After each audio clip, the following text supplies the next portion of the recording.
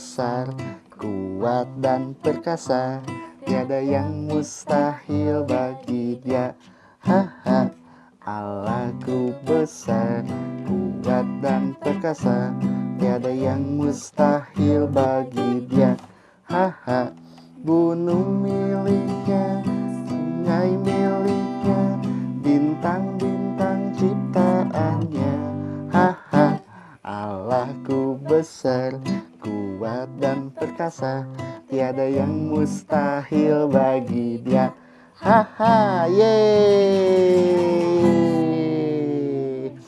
Halo, sampurasun. Wilujeng tepang deui sareng Adiki dina acara Caki. Dinten ieu Adiki bade nyarita, bade ngadongeng deui hiji carita tina kitab suci. Nah, dinten ieu Adiki diserangan ku Dede Prisya. Halo Dede.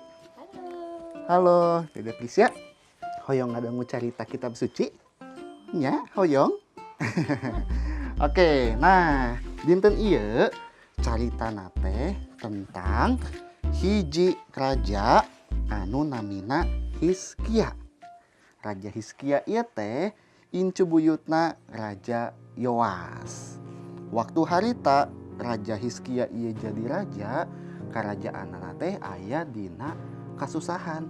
Lantaran aya hiji karajaan namina teh Karajaan Asyur anu jahat. Karajaan ieu teh mulai ngajajah nagara-nagara tatanggana. Seueur kerajaan-kerajaan alit anu dilurug ku Karajaan Asyur ieu. Nah, tapi untungna urang Yudea gaduh hiji raja anu bager sarta taat ka Gusti, nyaeta Raja Hizkia anu tadi. Nah, ternyata saatos eta 7 tahun ti harita leres anu dicarioskeun ku Nabi Yesaya tea. Bangsa Asyur tea teh datang ka daerah Yudea. Aya 3 prajurit anu diutus kanggo nepungan Raja Hizkia. Saur prajurit tadi, ceuk raja kaula daerah ieu kudu nyerah, kudu taluk ka bangsa Asyur.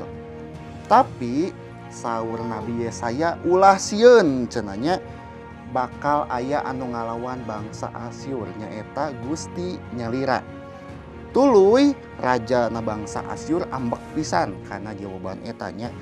Terus masihan surat ka Raja Hizkia, masihan terang yen bangsa Yudea kotana nyaeta kota Yerusalem bakal dihancurkeun saur rajana tadinya.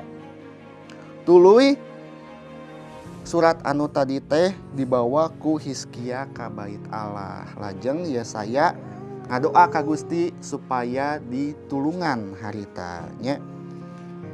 Nah, waktu harita saur Nabi Yesaya ka Hizkia sareng ka bangsa Yudea harita saurna kieu, hinaan Raja Asyur kadangueun ku pangeran. Pangeran nimbalan kieu, kami anu mere kakuatan ka Raja Asyur, tapi ayeuna ku kami manehna bakal kasoran. Manehna moal bisa asup ka ieu kota, hiji oge moal aya panah anu dipentangkeun ku tentara-tentarana. Yerusalem bakal dibela jeung diauban ku kami. Kitu saur Gusti nya. Nah, dina peuting harita kemah tentara-tentara bangsa Asyur ieu teh tiba-tiba dikacau balaukeun. Duga kunaon? Tiba-tiba sadaya tentarana, sadaya prajuritna teh eleh gitunya. Ye, ternyata dielehkeun ku Gusti. Janten bangsa Asyur ieu teu tiasa nyerang ka Yerusalem, malah rajana oge waktu harita kabur gitunya. Tapi teu kungsi lila raja ieu teh dicegat ku 2 putrana sarta tiwas. Nah, janten pangajarana kanggo urang sadayana anu kahiji urang ulah sieun lantaran urang gaduh Gusti. Anu kadua punten ya, urang ulah sombong lantaran sadaya oge ciptaan Gusti. Teu aya kakuatan anu tiasa nandingan kakuatan Gusti. Nah, Eta carita dinten ieu urang sami-sami diajar tina carita kitab suci. Yeay. Ayeuna urang nyanyi deui lagu anu tadi nya. Ya, yuk, hayu urang nyanyi. Aku besar, kuat dan perkasa, tiada yang mustahil bagi Dia. Haha, Allahku besar, kuat dan perkasa, tiada yang mustahil bagi Dia. Haha, yeay, dugi ka penak deui dina carita salajengna. Dadah.